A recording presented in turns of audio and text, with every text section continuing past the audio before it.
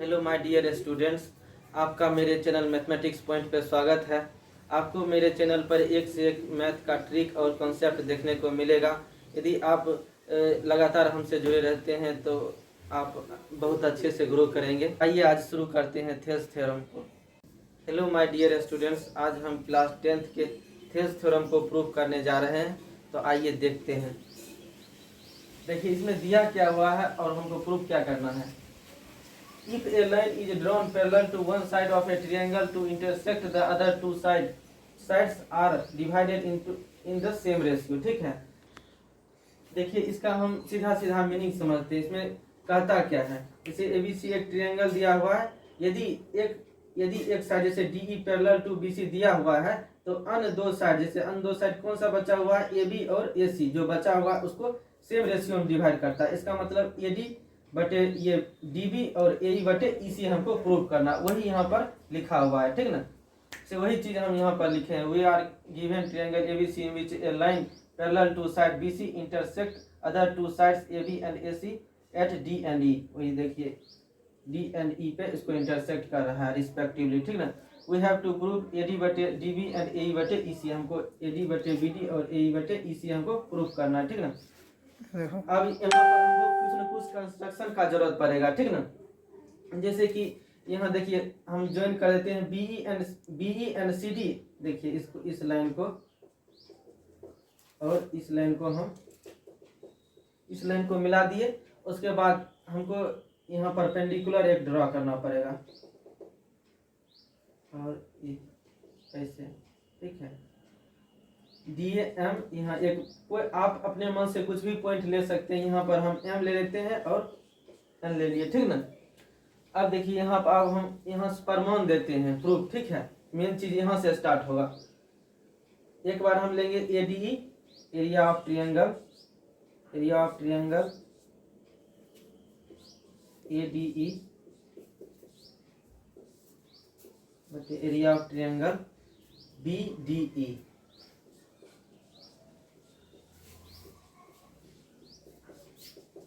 देखिए यहाँ हमको लेना है AD। ठीक है ना, बेस के रूप में AD को लेना है, परपेंडिकुलर EN को 1/2। हम लोग जानते हैं एरिया ऑफ ट्रायंगल होता है 1/2 इंटू बेस इंटू हाइट, इसलिए हमारा बेस AD हो जाएगा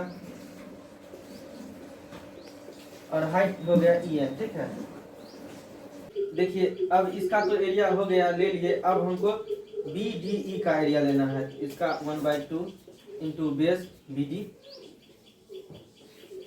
और बेस BD, और देखिए इसका भी हाइट का काउंट करेगा EN।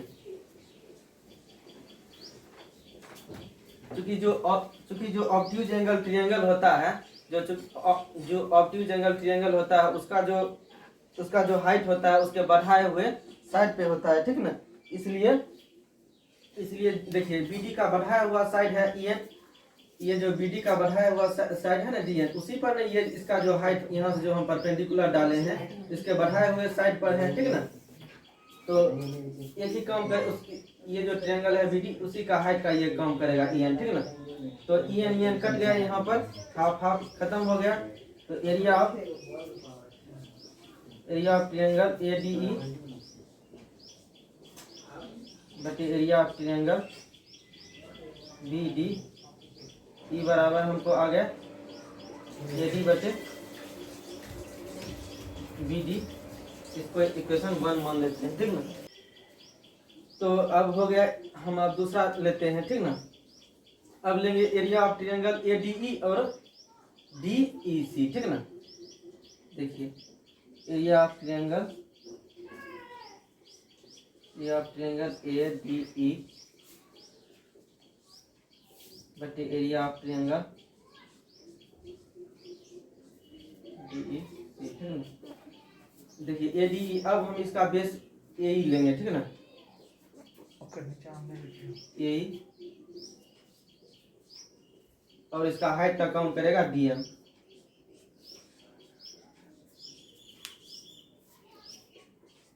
और अब हमको फिर लेना है DEC, तो इसका बेस का काउंट करेगा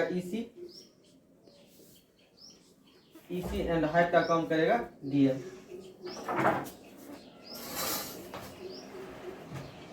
2 कट गया, ठीक ना, और DM कट गया। यहाँ पर अब हम लिख लेंगे, ठीक ना, area of ADE, area of ADE, area of triangle ADE बटे area of triangle DEC, area of triangle DEC, ठीक है।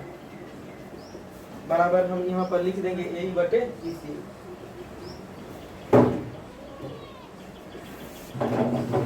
देखिए अब यहाँ पर दिया हुआ है, अब हमको प्रूफ क्या करना है, AD बटे BD और AE बटे EC हमको चूंकि प्रूफ करना है, ठीक ना। देखिए अब हमारा जो दोनों इक्वेशन है, ठीक ना, ADE और ADE यहाँ पर दिया हुआ है। अब किसी भी तरीके से यदि हमारा जो है यहाँ DEC और ये DEC, BDE और DEC जो है यहाँ पर DEC और ये वाला BDE इक्वल हो जाए, ठीक ना, तो हमारा कम बन जाएगा। क्योंकि आप लोग यदि ठीक से पढ़े होंगे क्लास 9th में तो जानते होंगे, यदि कोई पैरेलल लाइन है, यदि कोई दो पैरेलल लाइन है, ठीक ना, इस तरीके से पैरेलल लाइन है, ठीक है, और इसके बीच अगर इसका कोई कॉमन बेस है, ठीक ना, अगर कोई कॉमन बेस है और दो पैरेलल लाइन के बीच जो कितना भी ट्रायंगल जो बना हुआ रहता है उसका एरिया इक्वल होता है। जिस तरीके से ये हम दो पैरेलल लाइन ले लिए, ठीक ना, और इसका कॉमन बेस है तो ये ट्रायंगल और ये ट्रायंगल, इससे हम अनगिनत ट्रायंगल बना सकते हैं। इस प्रकार से जो भी ट्रायंगल बन रहा है ना, सबका एरिया सेम ही होगा, ठीक है। तो इसीलिए यहाँ पर हम एक थ्योरम देंगे, ठीक ना, और इसको हम इस ट्रायंगल को BDE और DEC को एरिया को इक्वल कर देंगे, ठीक ना। इसको मिटा देते हैं, यहाँ पर लिखेंगे we know that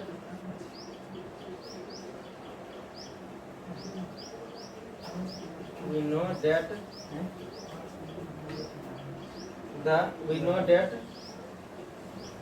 the triangle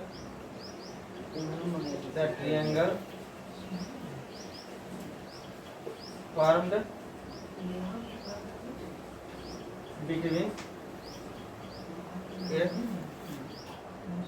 a parallel line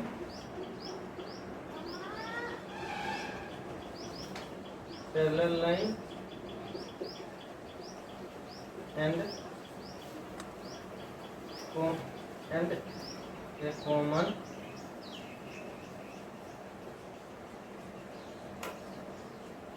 common base are always equal.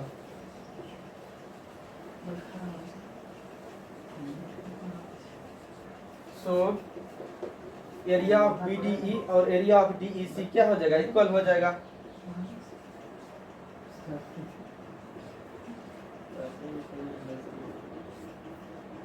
BDE area of BDE बराबर हो जाएगा एरिया ऑफ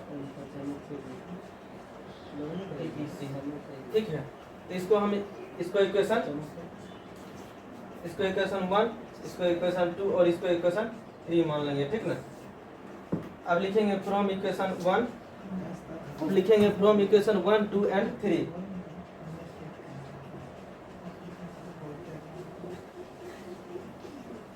इक्वेशन 1, 2 एंड 3। देखिए अब जो है ये वाला ADE और ADE तो इक्वल है, ठीक ना, इक्वेशन 1 में, और BDE और DEC भी हमारा इक्वेशन 3 से इक्वल हो गया। इसलिए हमारा लेफ्ट साइड इक्वल है, इसलिए हमारा राइट साइड भी इक्वल हो जाएगा। इसलिए हम आराम से लिख सकते हैं, इसलिए AD बटे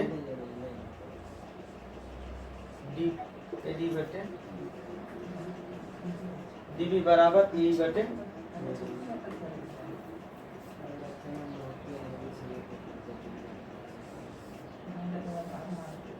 इसको आप लिख सकते हैं BD और DB, उससे इसको आप BD भी लिख सकते हैं, DB भी लिख सकते हैं, उससे कोई दिक्कत है नहीं है, ठीक ना। तो हमारा यहाँ प्रूफ हो गया।